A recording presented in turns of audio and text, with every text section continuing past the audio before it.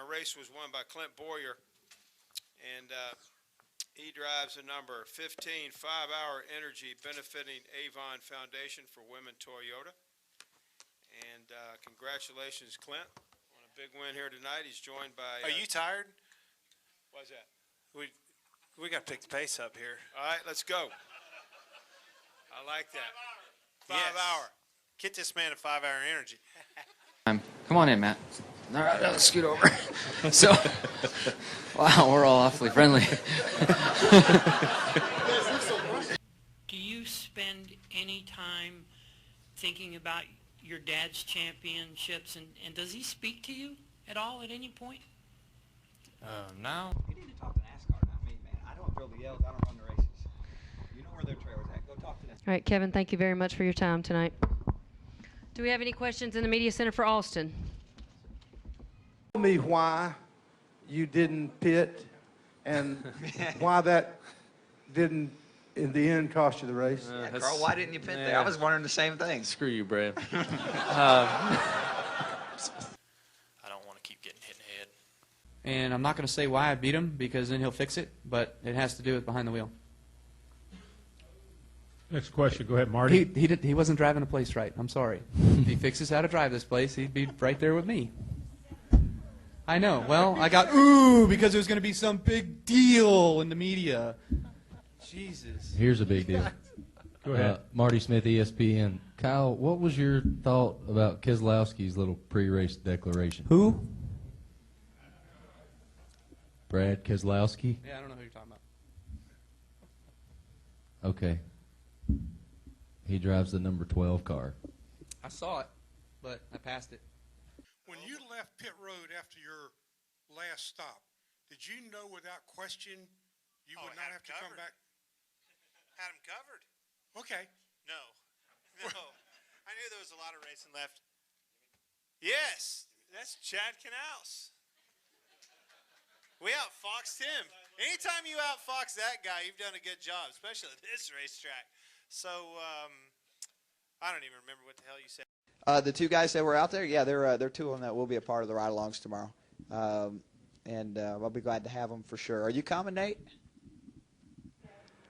Debatable. That means no. I do know Brad pretty well. Brad's a really good guy. He has a pretty good heart, and he's a really great race car driver. And I wish he'd concentrate on that.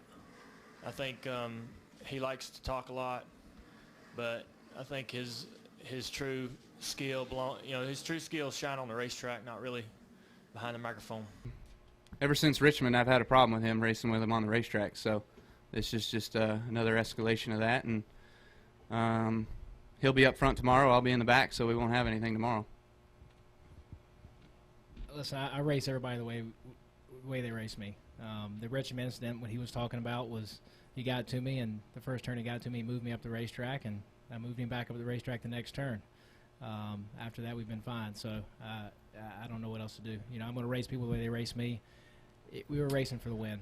I mean, Kyle, if you're going to be upset about that, I'm sorry. That's my job, is to try to win the race. If anybody else disagrees, if anybody else thinks I should have just rolled out of it and let Kyle win, then please raise your hand. I don't know what else I'm supposed to do.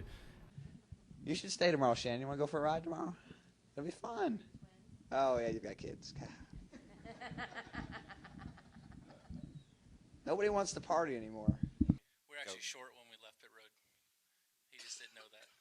We're actually short.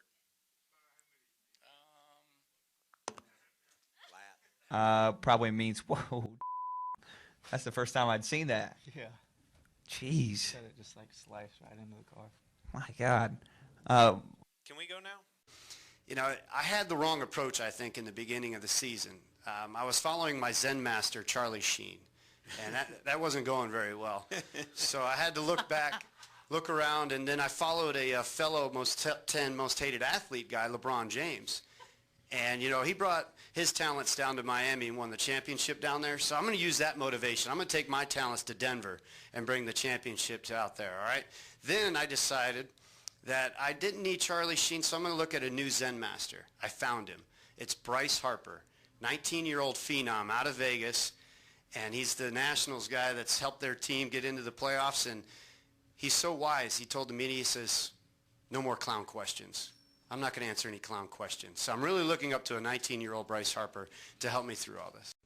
You know, the 18 team not backing him up. I mean, when you don't have a backbone, how can you back somebody up?